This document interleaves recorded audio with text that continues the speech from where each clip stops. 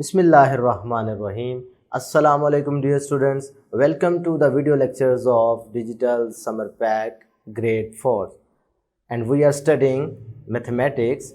Today our topic is multiplication.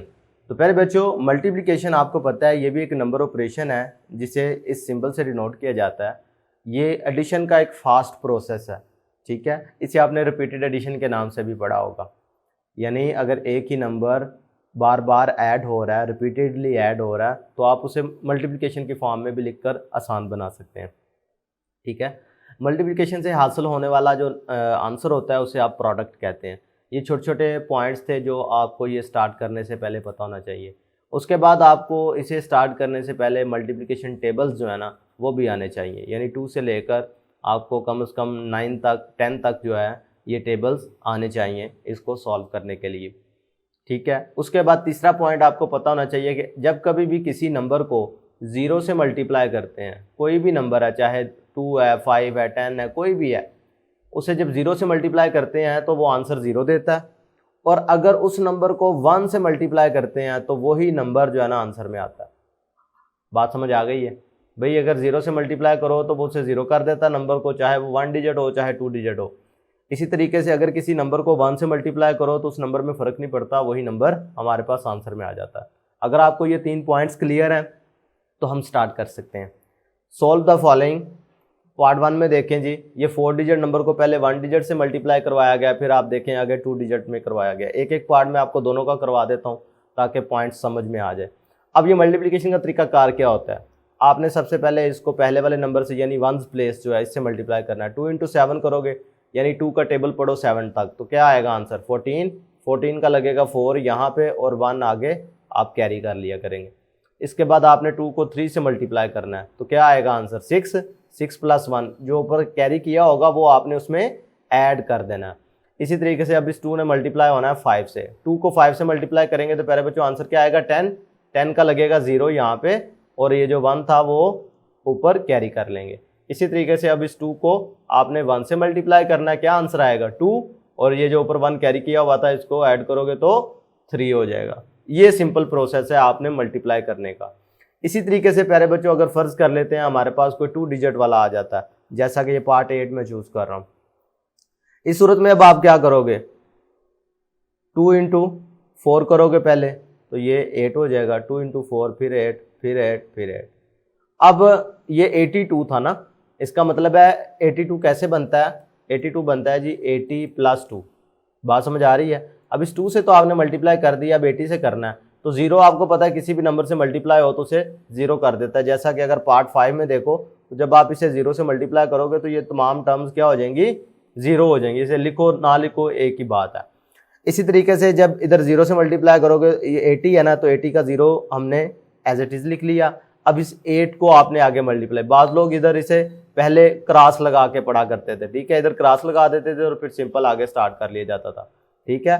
तो आपने क्या करना है, इधर इसकी जगह पे 0 लगा देना। उसके बाद आप क्या करेंगे? 8 के साथ मल्टीप्लाई शुरू करोगे इसे। 8 को 4 से मल्टीप्लाई करोगे तो 32 आएगा। 2 3 आप आगे कैरी कर लेंगे। फिर 8 को 4 से मल्टीप्लाई 32 और 3 ऐड करोगे तो 35। 5 लग जाएगा, 3 आगे कैरी। 8 × 4 करोगे 32, 32 + 3 करोगे तो 35, 3 कैरी। 8 × 4 करोगे तो 32, 32 + 3 करोगे तो 35।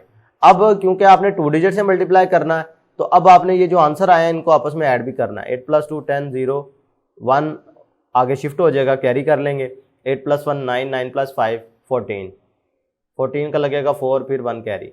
8 + 1 9, 9 + 5 करोगे तो 14 फिर 1 कैरी। 5 + 1 6 और ये 3। तो इस तरीके से हमारे पास ये क्या आ जाएगा? इसका प्रोडक्ट आ जाएगा। बात क्लियर है? नेक्स्ट अगर आप देखें तो ये एक मेंटल मैथ्स का छोटा सा पोर्शन आपको दिया गया है, करना आपने खुद है, मैं सिर्फ समझा रहा हूँ। लिखा है जी complete the following boxing by multiplying the number this and this. अब अगर आप देखो तो ये 5243 है, तो इसको एक्सपेंडेड फॉर्म में लिख लिया 5243।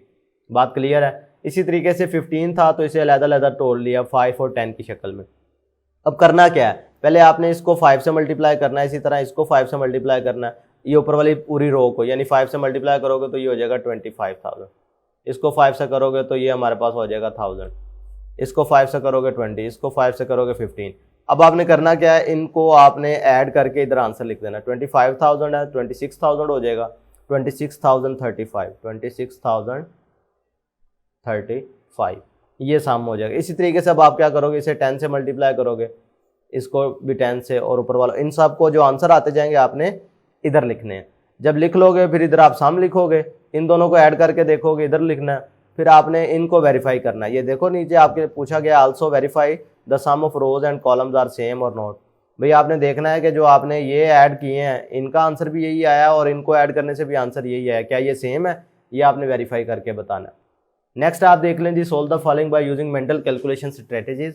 तो आपने अब इनको क्या करना है, मेंटली मल्टीप्लाई करना है। तो बहुत आसान तरीका कार है, इनमें से मैं एक करवा देता हूं। इसमें आपने करना क्या होगा, ये 4000 वाला जो है 4523, इसको आपने तोड़ के लिख लेना।